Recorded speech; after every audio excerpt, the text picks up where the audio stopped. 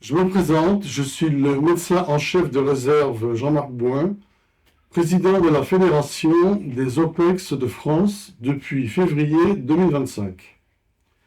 J'ai succédé au colonel Daniel Perret, qui a œuvré pendant 10 ans à la tête de notre association. J'ai fait mon service militaire comme médecin aspirant en 1983 dans la Marine nationale à Toulon, puis ai mené une carrière de réserviste pendant 30 ans, le plus souvent dans des unités de la Marine, mais aussi dans des unités de l'armée de terre en OPEX, une OPEX au Liban, une OPEX en Bosnie et 2 OPEX au Liban, à la Finule. Notre association existe depuis 2015 et s'appelait d'abord la FOB, Fédération des OPEX de Bretagne, où elle a été créée. Comme chacun sait, la Bretagne est une terre où l'on trouve de nombreuses formations militaires prestigieuses, telles l'Académie militaire de Saint-Cyr-Coëtquidan, l'école navale, les écoles de Mestras et des Mousses dans le Finistère, le 3e régiment d'infanterie de marine à Vannes, dans le Morbihan, le 11e régiment d'artillerie de marine de la Landouée en Ille-et-Vilaine,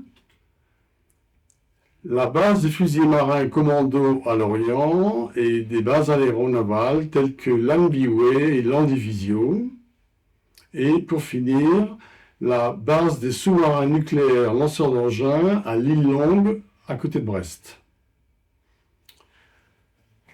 Par la suite, devant les nouvelles demandes d'adhésion qui provenaient d'un peu partout en France, la FOB s'est muée en FOF, Fédération des OPEX de France. Toute la France métropolitaine et même les DOM-TOM sont représentés désormais dans notre fédération.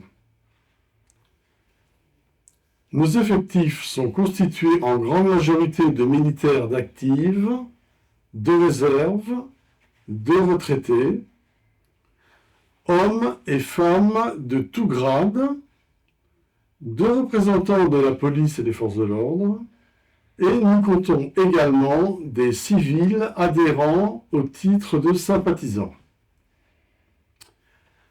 Notre association est apolitique, légaliste et areligieuse.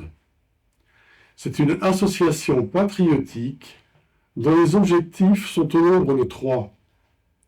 Tout d'abord, le maintien du lien armée-nation, ainsi que le devoir de mémoire afin de ne pas oublier les soldats qui ont fait don de leur vie au service de la France, et en particulier au cours des OPEX.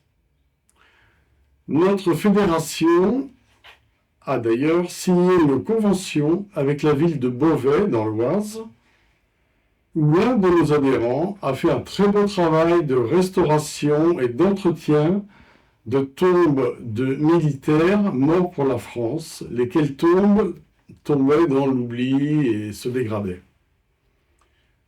La deuxième fonction de notre association, c'est le maintien et le renforcement de liens amicaux et sociaux entre tous nos adhérents, une aide à la reconnaissance de droits, de titres militaires, de récompenses pour nos membres qui auraient été oubliés par l'administration, comme cela arrive parfois. Enfin, la troisième action, c'est une action de, entre guillemets, lanceur d'alerte, concernant la situation du monde militaire en France. Dans ce cas, notre fédération est très attentive à toutes sortes d'événements préjudiciables pour nos armées et n'hésite pas à faire remonter au sommet de l'État et au monde politique dans son ensemble, ainsi qu'aux différents chefs d'état-major des armées, des informations concernant des atteintes ou discriminations individuelles ou collectives rencontrées au sein du monde de la défense.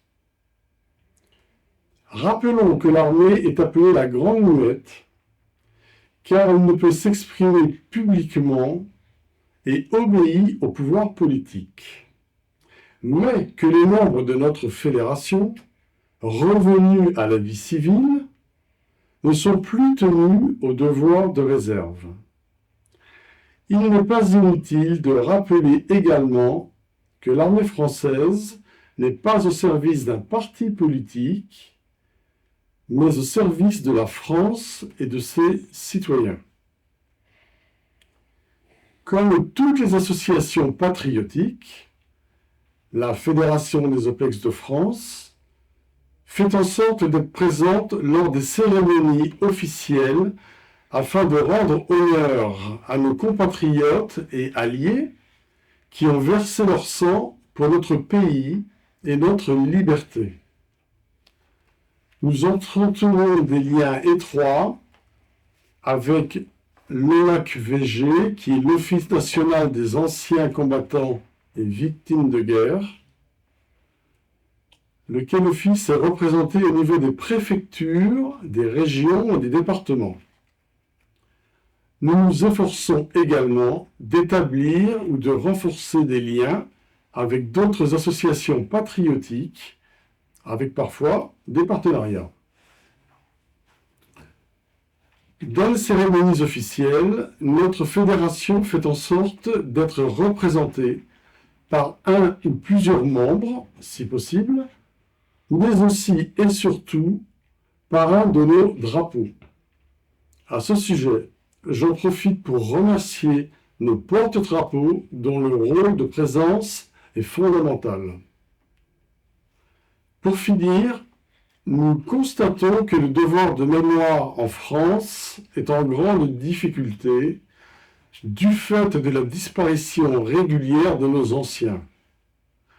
Par ailleurs, nous vivons dans une société de plus en plus tournée vers l'individualisme.